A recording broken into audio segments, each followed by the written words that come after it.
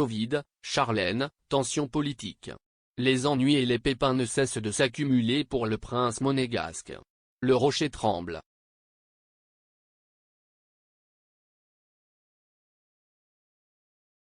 Sale temps pour Albert II. Depuis plusieurs mois, le prince de Monaco accumule soucis et pépins autour de sa personne et du trône. Le plus important d'entre eux est sans doute cette campagne de déstabilisation qui frappe son cercle proche depuis l'automne dernier à travers un site internet, baptisé Les Dossiers du Rocher, qui diffuse infos, factures et courriels piratés autour d'affaires supposées de copinage et de corruption au cœur de Monaco.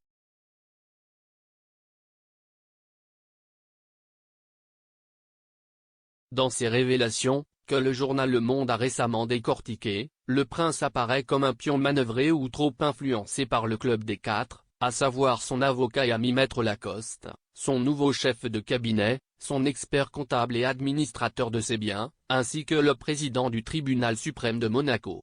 Dès l'automne, le prince Albert tapait du poing sur la table en tentant de contrer les accusations. « Je condamne cette campagne diffamatoire et anonyme de rumeurs mensongères et de calomnies », affirmait-il dans Monaco Matin en précisant que ses proches visés sont connus pour leurs intégrité et probité. En novembre, il dénonçait des méthodes employées par des personnes peu scrupuleuses, pour être poli. Et d'ajouter, en l'étant moins, je dirais que ce sont des voyous qui se cachent derrière un anonymat.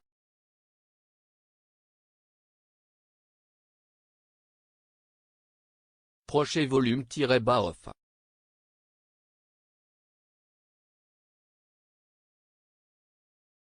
Difficile de dire qui est le corbeau derrière cette campagne diffamatoire, sans doute une grosse pointure de Monaco qui se venge et redoute d'être écarté des marchés à venir.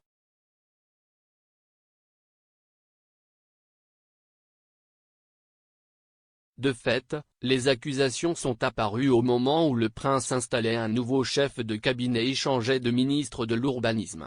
Il s'agit, en tout cas, d'une personne qui a les moyens de nuire puisque l'opération, qui utilise des serveurs internationaux et des sociétés écrans, coûterait au moins une dizaine de millions d'euros.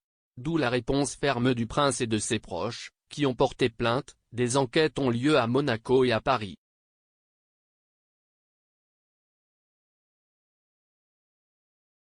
Charlène invisible.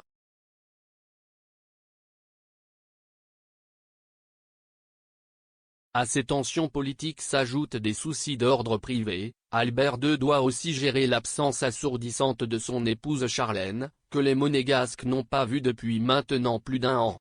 Revenue d'Afrique du Sud en novembre dernier, elle est allée illico s'isoler dans une clinique en Suisse pour reprendre des forces, avant de retrouver enfin Monaco en mars dernier.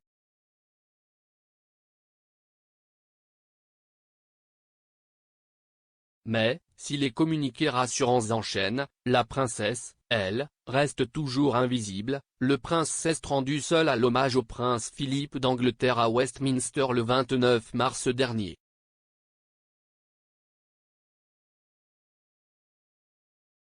Selon les dernières rumeurs, Charlène aurait élu domicile dans un premier temps à Roccagel, le refuge des Grimaldi situé sur les hauteurs de la Principauté, avant de rejoindre finalement la Corse, si l'on en croit les infos relayées par le Corriere della Sera. Quant à savoir quand elle apparaîtra de nouveau aux côtés du prince souverain, les chroniqueurs royaux n'osent plus avancer de date.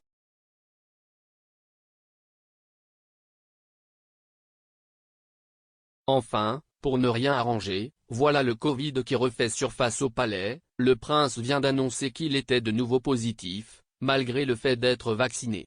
Reconnu pour avoir été le premier chef d'État à avoir été infecté par le virus au printemps 2020, il est de nouveau touché 2 ans plus tard et devra s'isoler une semaine. Selon les protocoles en vigueur, il a été contraint d'annuler une soirée à New York cette semaine pour recevoir un prix.